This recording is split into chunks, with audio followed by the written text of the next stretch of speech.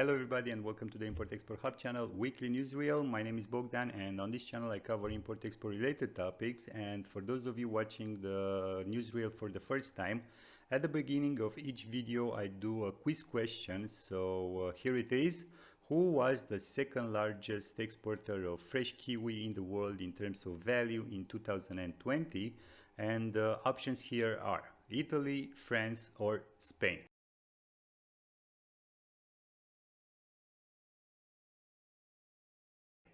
And the correct answer is Italy, with more than $527 million worth of exports in 2020. And with this being said, let's start with this week FREIGTHOS index, which is currently at $6,714, which is more or less $210 more than the previous week index. As for the big movers, we have Europe to South America East Coast trade lane increased with 15%, while the lane connecting China to North America East Coast had a 7% decrease. As for the cross-Suez lanes, the situation is quite alarming if you ask me. We have the lane connecting China to North Europe at more than $13,000, while the lane connecting China to the Mediterranean is at almost $12,000. So the figures are really high.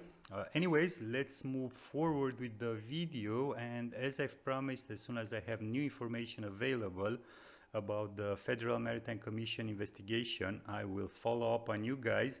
And this time I have an update coming from the Federal Maritime Commission, as it seems that the Commission established an ocean carriers audit program in order to assess carrier compliance with the agency's rule on detention and demurrage, as well as to provide additional information in order to better monitor the ocean cargo services.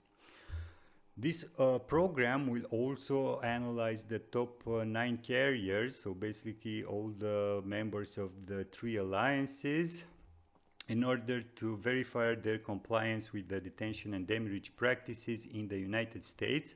As I've said earlier, and the information supplied by the carriers will be used to establish, or might be used to establish, industry best practices. And that's like, wow, after more than 50 years of containerized traffic and after more or less 20 years of ocean carrier alliances, they've finally started to address the issue of establishing industry best practices.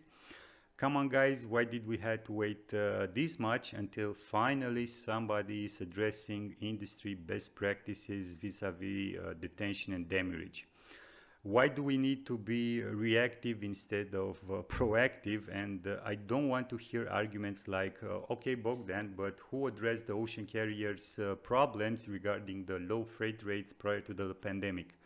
And my answer would be, how many carriers besides Hanjin went bankrupt during that period? If the market was that much against the ocean carriers, why did we saw their business vertically integrating? Why, with what money did they acquire new vessels and increase their capacity? Sorry, but the argument that the ocean carriers problem before the pandemic wasn't addressed, or I don't know, fully understood by the rest of the industry players, it's simply not standing, at least for me. Anyways, I am really waiting for the Federal Maritime Commission to publish its findings on D&D practices, and as soon as I have new information available, rest assured that I will follow up on you. Now, moving on to my next news, it seems that from Tuesday, 20th of July, all the factories, including the garment factories, which represent a really important driver for Bangladesh exports, will be closed for 19 days because of the Eid al-Adha festival and pandemic-linked lockdown. Of course, the industry leaders from Bangladesh are trying to persuade the government of Bangladesh to reopen the factories from the 1st of August, considering the potential supply chain disruptions caused by these 19 days inactivity. And in order to help clear the huge backlogs and avoid maybe the foreign buyers to cancel their orders, or I don't know, to seek even bigger discounts, as the fashion industry, let's face it, it's heavily seasonal. And if you miss the season sales, you are piling up inventory that will have to be sold at huge discounts, potentially losing money because of these disruptions. So quite a big problem for the major retailers sourcing from Bangladesh if the situation prolongs after the 1st of August. Now let's move on to my third news concerning Amazon's ban from their platform of some top Chinese sellers. And indeed, for quite some time, I saw that a lot of companies from China are strong players on Amazon Marketplace. I also know that there are a lot of Amazon stores, and let me be clear about this, not only Chinese stores, that pay users to rate their products in order to have a higher visibility, which is kind of problematic, if you ask me. If you're considering open a small business on Amazon Marketplace, and to put it bluntly, my guess is that you really can't compete in terms of Chinese sourced products with the Chinese companies on Amazon, or for that matter on any other marketplace. So if you're thinking on exploring Amazon potential with products manufactured in China, my advice is to strongly reconsider and channel your efforts for another business opportunity. And although the article is strongly biased, I recommend you reading it, but again, don't forget to use your critical thinking skills before drawing any conclusions. And I think we're ready to move on to my next news, which concerns Taiwan's June exports that apparently surged again. And in fact, Taiwan's exports were 31% greater than in the same period last year, bringing the total exports in June at more than $53 billion, which exports which were driven by the strong demand for 5G phones and semiconductors. In terms of the main export destination, we have countries, traditional economies importing from Taiwan, like the United States, China, Europe, or Japan. So good news for the chip and semiconductors manufacturers based in Taiwan, like Foxconn or Taiwan Semiconductors, both big suppliers of global tech companies. And I think I can move on to my next news, and we stay in the region, as it seems that during 2003-2018 period, some liner operators, mostly South Korean ones, were involved in some allegedly freight price fixing in the Korea-Southeast Asia routes.